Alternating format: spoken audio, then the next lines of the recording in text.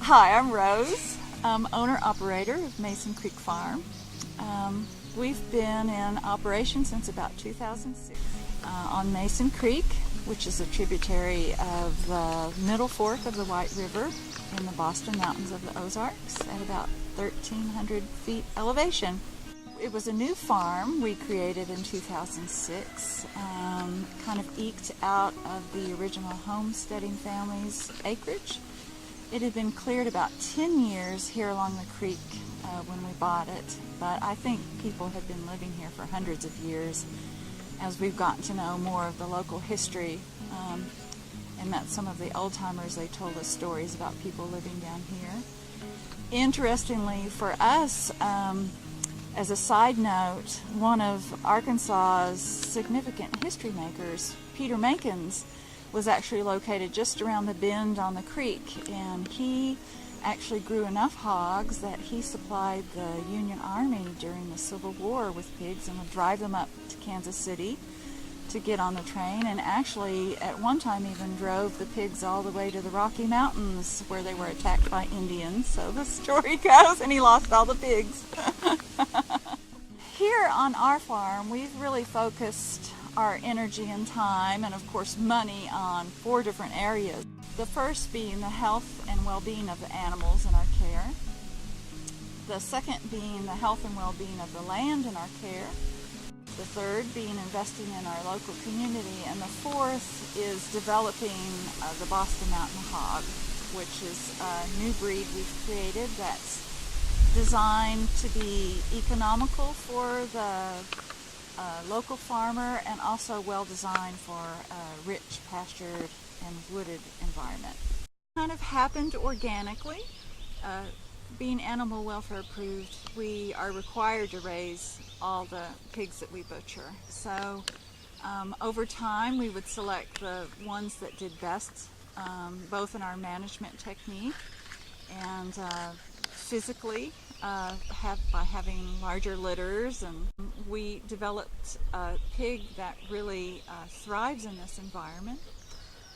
We selected for pigs with certain physical characteristics, such as a large foot. Makes a huge difference with lameness issues, and our little creek bed is very rocky and going up and down the rocky hills. But some things that we selected for physically, like a good eyesight and a small erect ear, actually help in pig management, because they are so much easier to work with when they can hear you coming and they can see you coming and you can talk to them and they can see you. So that actually makes it easier on us, but it also makes it easier on them. It's much less stressful to them if we've got this little partnership thing going, because they can see us and hear us. And then some things we selected for really are about the quality of the meat. Selling directly at the farmer's market, of course, the first thing that you sell out of every week is bacon and chops. So we selected for a pig that had a long, deep loin and a long, wide loin and a long, deep side, so that would just infinitesimally increase the bacon and chops with every pig. We've also incorporated in some other breeds to increase marbling and increase fat. That helps for the cooking quality of the meat and the textural and cooking qualities of the sausage, having a little bit more fat in it. We decreased the size of the pig slightly so that it will reach maturity, and that has to do with some of our pasture management issues. So it's all really connected. So getting that consistent quality with every litter is something that we've really strived for. We've now gotten to the process where we have a breeders association, and of course we have a set of rules and regulations and standards, and we have developed it as a regional breed. So we've expanded and reached out to there's a young couple raising them in Oklahoma City at Arcadia Farms, when they're totally organic, which is exciting. We have 3 different farms in Kansas City now raising them. We have a breeder and producer in near Conway, and then we have a couple of them here locally. So we're trying to develop it as a regional breed because it just makes sense that we've designed this hog to thrive in this environment. So it would make sense for it to be here locally. So we're Dan and Ava West. We're here in Grain Valley, Missouri, just outside of Kansas City. We are starting a farm. We have 5 breeders. We have 4 sows and a boar. We're on a cycle of butchering or farrowing every 3 months, so we have 2 litters every 3 months to get the cycle going. So we're just kind of starting. We're selling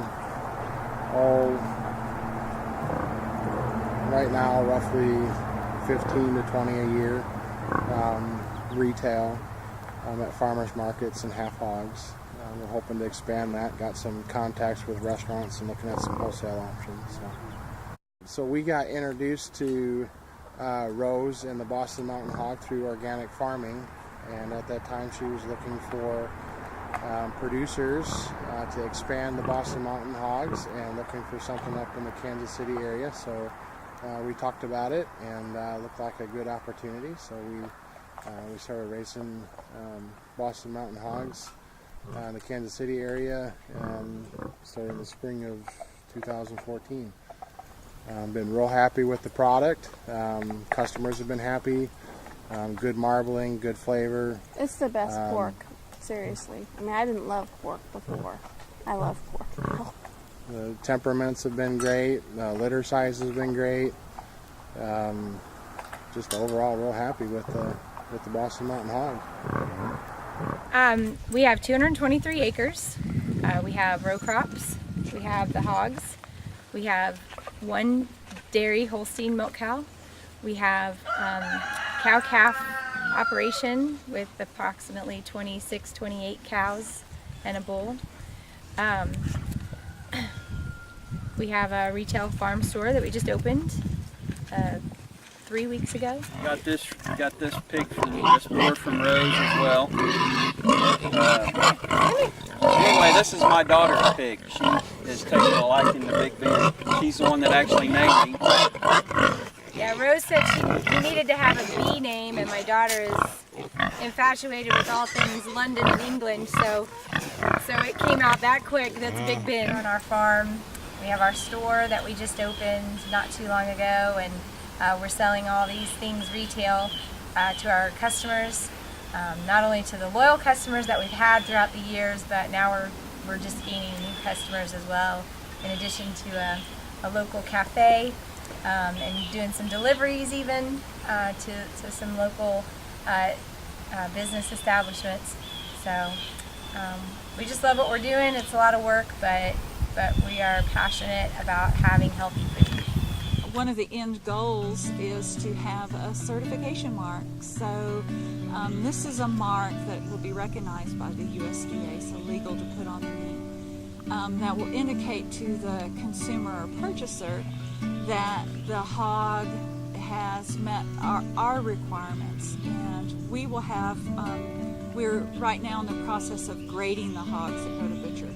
So we're going to grade them on the length of the loin, the diameter of the loin, the marbling in the loin, the fat, and only apply the certification mark to the pigs that go to butcher that meet that meat quality. So the consumer will have a consistent product. But in addition to that, we're also requiring all our producers to be animal welfare approved. So you've got a dual functionality there of not only having a consistent product, but also one that you can count on been raised humanely. So that process should be completed in about a year, I hope. So you'll be able to find it wherever the producer or grower is. You should look for it in the store or buy it on other farm.